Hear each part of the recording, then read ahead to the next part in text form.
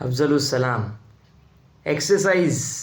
એક્સરસાઇઝીસને લઈને 3 કોમન માઇન્ડસેટ્સ જે પેશન્ટ્સને હોય છે. 3 ચીજ.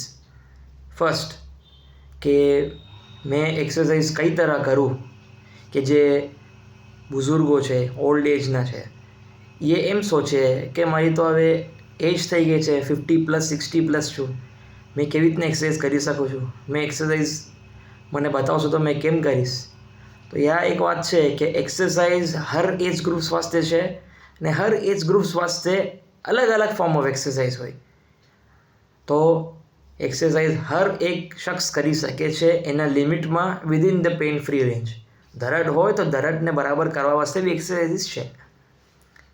બરાબર. તો એવું કોઈ જ નથી કે હર ફોર્મ ઓફ એક્સરસાઇઝ એમ નહીં હોતી કે ભાગવાનું છે યા જમ્પ કરવાનું છે યા વોક કરવાનું છે.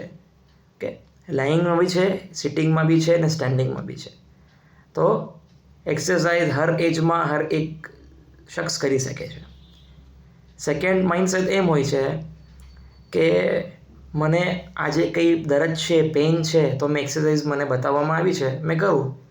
હવે મેં 2 મહિના કરું યા 3 મહિના કરું, પછી મને ફાઇન થઈ ગયો, ફરક પડી ગયો, તો મેં એક્સરસાઇઝ સ્ટોપ કરી દઉં. ના.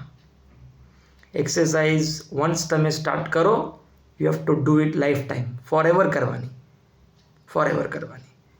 કેમ કે એ આપનું જે પેઇન છે, જે કન્ડિશન, જે પ્રોબ્લેમ છે, એ તો ઇમ્પ્રૂવ કરે જ છે ને પાછું મેન્ટેન બી કરે છે.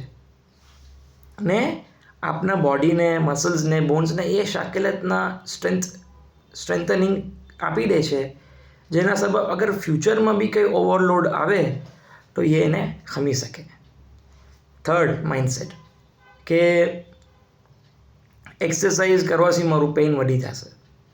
ના.